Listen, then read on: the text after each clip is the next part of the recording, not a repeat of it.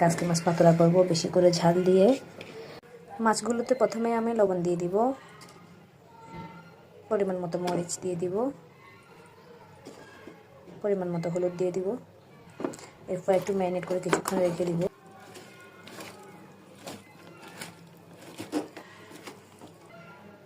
হয়ে গিয়েছে আমার মাখা। এবার আমি কড়াইয়ের মধ্যে তেল দিয়ে দিব পরিমাণ মতো। এরপর পেঁয়াজ রসুন দিয়ে দিব পরিমাণ মতো।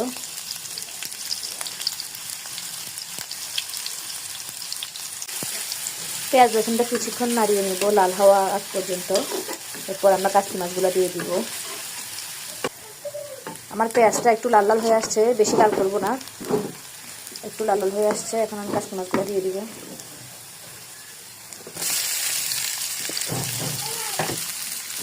এটা একটু লাড়িয়ে দাঁড়িয়ে দিব হালকাভাবে, বেশি লাড়ালে আবার ভেঙে যাবে। আস্তে আস্তে লাড়িয়ে দিব আমি একটু করে। এরপর আমি পানি দিয়ে দিব অল্প করে।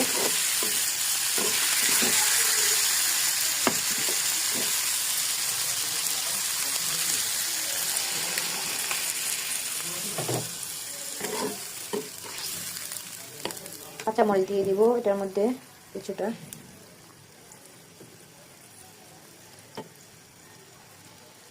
আর কিছুটা টমেটো দিয়ে দিব।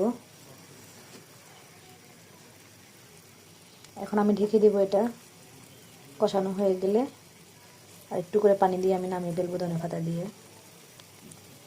আমি এটা এখন একটু দেখবো পানিগুলো শুকিয়েছে কিনা।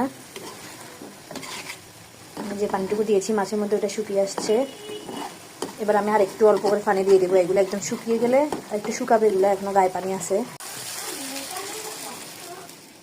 আমি আর অল্প করে একটু করে পানি দিয়ে দিয়েছি।